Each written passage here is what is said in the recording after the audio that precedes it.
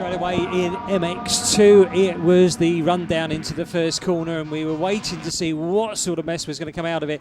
And right at the front, it was the surprise package of Ru Gonçalves with Tony Caroli right behind him, with the Yamaha rider pressing on, hoping to make up ground. He was all over the Portuguese KTM rider and then took the lead away from him as the laps wore down. Then it was Tyler Rattray who started to come through again, dropping the KTM rider back down through the scale. And also we had one of the Kawasaki riders then making his way through. Stephen Frossard put in a cracking race, but then Tommy Searle was fighting off the back foot, having a really bad practice, following in behind Sean Simpson on the 24 bike.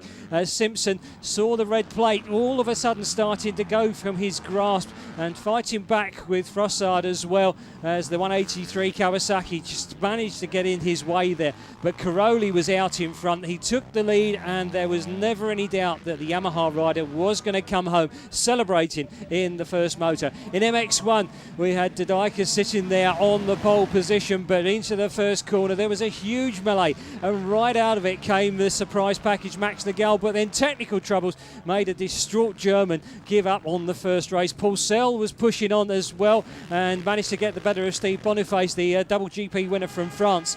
But it was then going back towards the front end of the pack where Coppins was going on his way.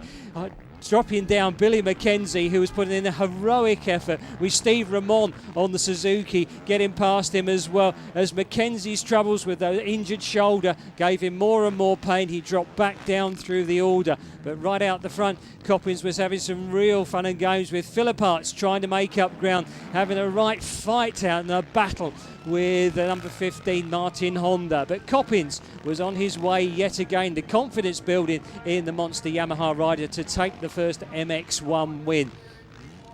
As we moved on into the programme, it was down to MX2 again for the second start. Caroli boxed in on the corner, right on the inside.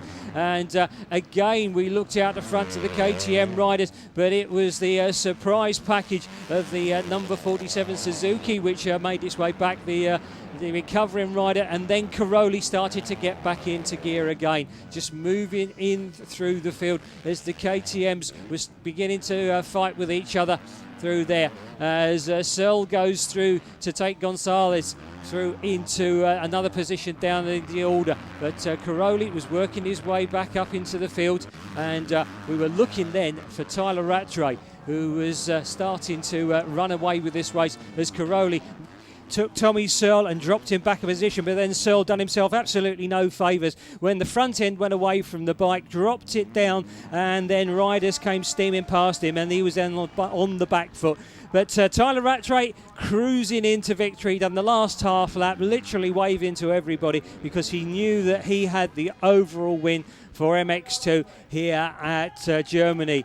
The red plate also going the way of the South African Red Bull KTM rider. So a great day for KTM Red Bull. Back down to MX1 and again into the first corner. It was waiting to see who came out on top of the pile. McKenzie was in there, but then there was this huge crash with the Dodika going down, Barragan as well, and everybody was piling in as they came over the jump. The riders just couldn't see the crash, and that put all those riders back down the field as Paul Sell then moved up on McKenzie, took the lead, and McKenzie then through the pain barrier started to fight back again and took the line into the corner, made a mistake which took Paul Sell out. Coppins just getting away with a bit of luck as well, as the Nagel also went through there and moved up. Then a couple of corners later, McKenzie went down in a big pile, which moved Coppins into the front, and that was the last we really saw of him. But the fight between Dodika and the number 12 rider Nagel in front of his home crowd was starting to heat up,